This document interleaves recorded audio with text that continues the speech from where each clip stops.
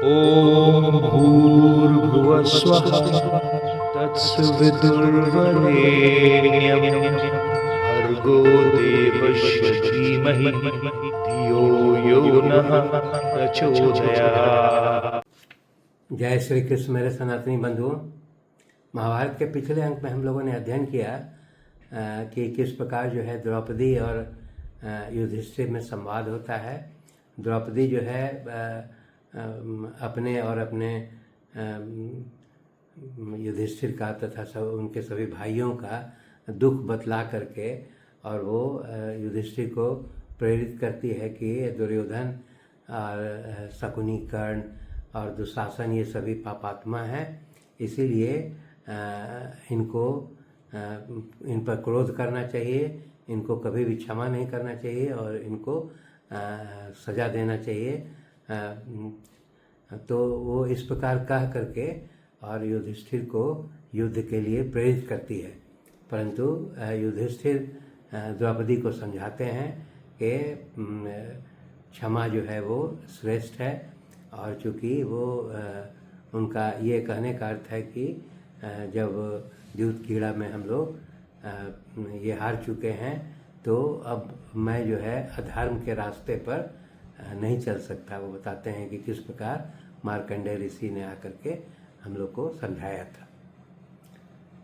महाभारत के इस अंक में हम लोग अब दोनों का वार्तालाप जो है इसके आगे का वार्तालाप के बारे में अध्ययन करेंगे। जब युधिष्ठिर जो है द्रौपदी को ये अपना तर्क दे करके समझाते हैं, तब फिर द्रौपदी जो है वो पुनः जो है वो युधिष्ठिर को कहती है, वो कहती है कि मैं यह मानती हूँ कि आप जो है धर्म को सर्वोपरि मानते हैं और हमेशा आप धर्म के मार्ग पर अपने जीवन को वो जीवन यापन करते हैं। और वो यह कहती है कि एक तरह से उलाहना भी देती है कि आप जो है वो अपने सभी भाइयों को भीम, अर्जुन, नकुल, सहदेव को तथा मुझे भी त्याग देंगे, लेकिन धर्म को नहीं त्याग करेंगे, यह मैं जानती हूँ। तो वो यह बताती है कि किस प्रकार जो है आप जो है कभी अहंकार नहीं करते हैं और उसके पश्चात किस प्रकार अतिथियों और सभी प्राणियों को अन्न दे करके उसके पश्चात फिर भोजन करते हैं। तो इस प्रकार वो बताती है कि आपका जो है धर्म जो है वो कभी भी आपका शिथिल नहीं हुआ, यह वो मानती है। परंतु वो कहती है फिर कि परंतु जो है आपने जो है वो द्यूत कीड़ा में इस प्रकार आपका उस ओर जो है अग्रसर हो गए कि आपने जो है भाइयों के साथ मुझे भी दांव पर रख दिया और इसके कारण जो है वो हम लोग इस प्रकार का दुख झेल रहे हैं। तो इसीलिए वो कहती है कि ऐसा प्रतीत होता है कि विधाता ही हम लोग के खिलाफ है और उसी के कारण हम लोग को यह सज़ा मिल रही है। और वो ये कहती है कि ये विधाता ही इसका कारण है, क्योंकि जो श्रेष्ठ हैं और शीलवान है, मतलब अपने बारे में बता रही है कि हम लोग जो है वो कष्ट पा रहे हैं और जो दुर्जन हैं, अनार्य हैं, वो जो है अर्थात कौरव जो है वो सभी सुख भोगते हैं। तो इस प्रकार वो कह करके वो बताती है कि जो विधाता को ही दोषी मानती है, द्रौपदी बताती है। तब इस पर जो है फिर युधिष्ठिर जो है उनको समझाते हैं। वो कहते हैं कि यहाँ पर वो बताते हैं कि मैं जो है कोई भी कर्म करता हूँ वो फल की इच्छा रख के नहीं करता हूँ, अर्थात जो है वो निष्काम कर्म करते हैं। वो युधिष्ठिर बता रहे हैं कि मैं जो है किसी फल की कामना से कर्म नहीं करता हूँ। और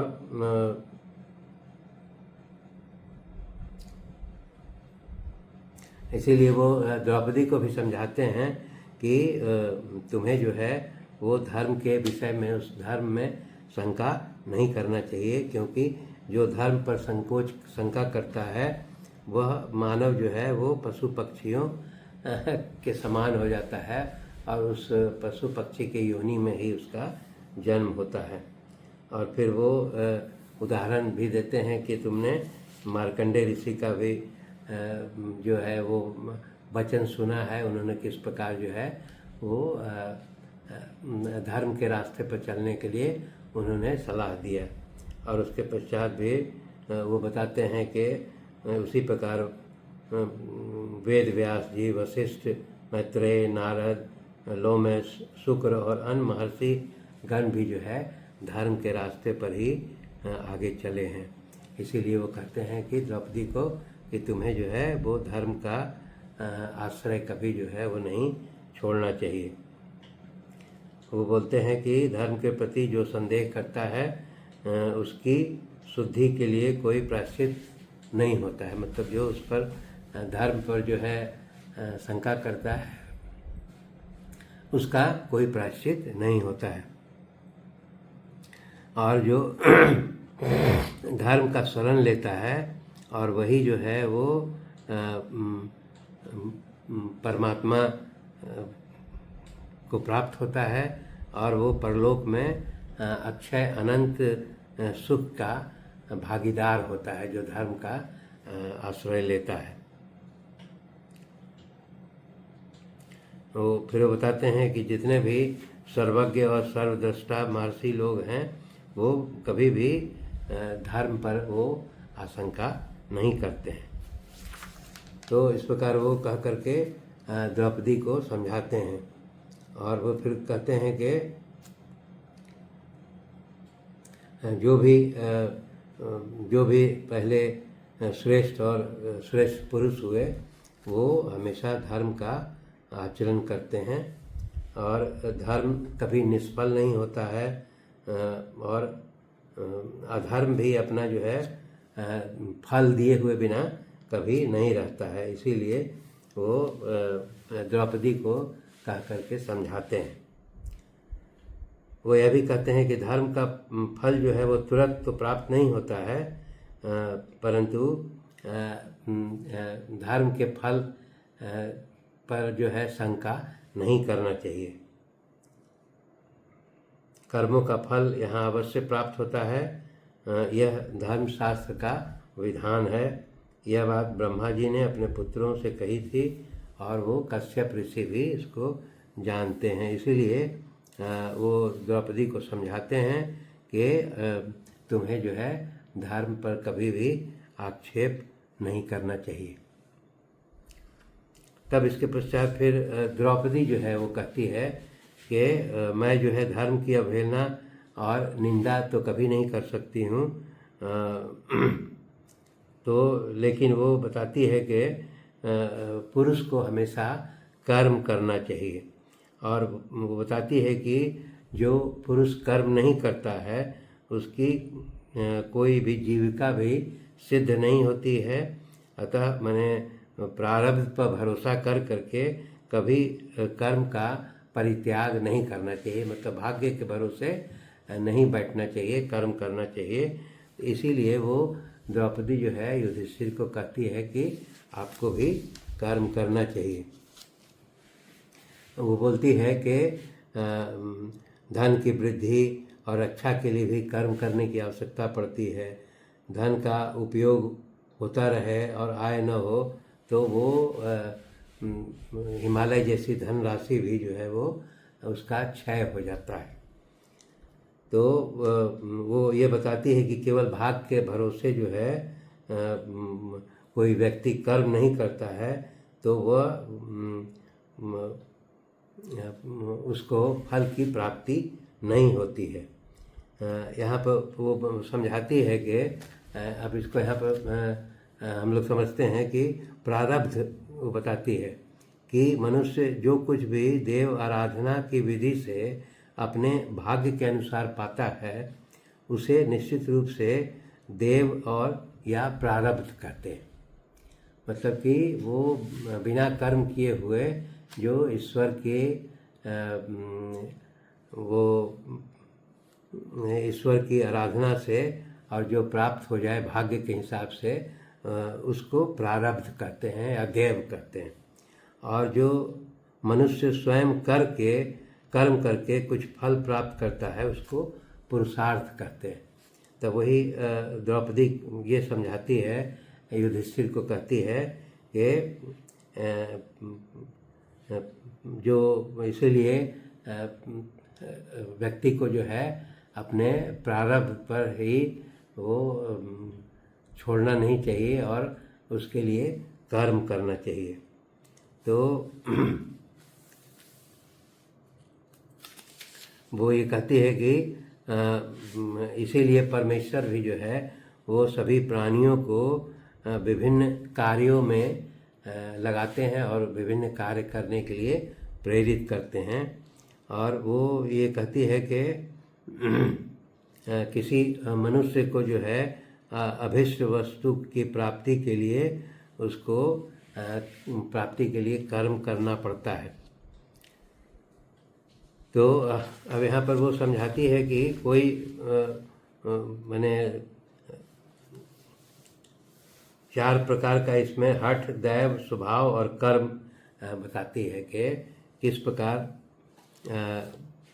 कोई तो सब कार्यों को हठ से ही सिद्ध होने वाला मानता है और कुछ लोग दैव से कार्य की सिद्धि का प्रतिपादन करते हैं, मतलब भाग्य से करते हैं, और कुछ लोग पुरुषार्थ को ही कार्य सिद्धि का कारण बताते हैं।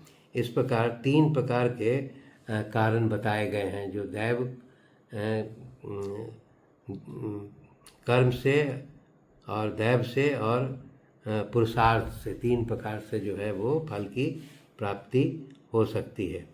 तो वो द्रौपदी इस तरह कह करके समझाती है कि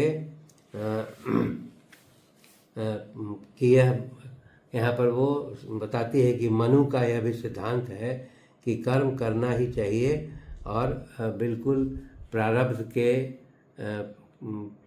आधार पर छोड़ करके कर्म को नहीं त्याग करना चाहिए। और जो उस प्रकार का जो कर्म को त्याग देता है वो पुरुष पराभव को प्राप्त होता है। इसीलिए वो कार्य करने वाले को ही फल की प्राप्ति होती है, इस प्रकार वो समझाती है। तो वो ये बताती है कि अभी वर्तमान में हम लोगों का जो है वो राज्य का अपहरण हो गया है। इसीलिए जब तक हम लोग कर्म नहीं करेंगे, पुरुषार्थ नहीं करेंगे, हम लोग को अपना राज्य प्राप्त नहीं होगा।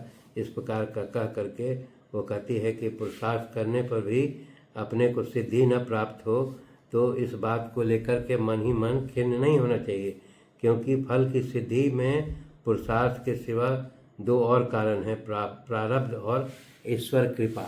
वो कहती है कि अगर आप कर्म करते हैं और फल की प्राप्ति नहीं होती है तो उसके लिए निराश भी नहीं होना चाहिए, क्योंकि फल की प्राप्ति के लिए जो है प्रारब्ध और ईश्वर की कृपा भी आवश्यक होती है। परंतु वो कहती है कि अगर कार्य में कोई सिद्धि या असिद्धि को कारण मानते हुए और ऐसा नहीं सोचना चाहिए कि कर्म को त्याग दें, अर्थात जो है वो कर्म में सफलता मिले या नहीं मिले, कर्म को अवश्य करना चाहिए। इसीलिए वो द्रौपदी जो है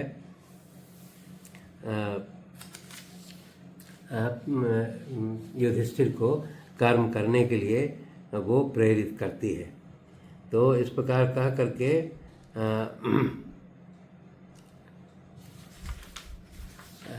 इस प्रकार जो है वो तर्क दे करके और युधिष्ठिर को युद्ध के लिए प्रेरित करती है कि कर्म करना आवश्यक है। तो अब इसके आगे फिर हम लोग देखेंगे कि उसमें युधिष्ठिर फिर क्या निर्णय करते हैं। धन्यवाद। शेष अगले अंक में।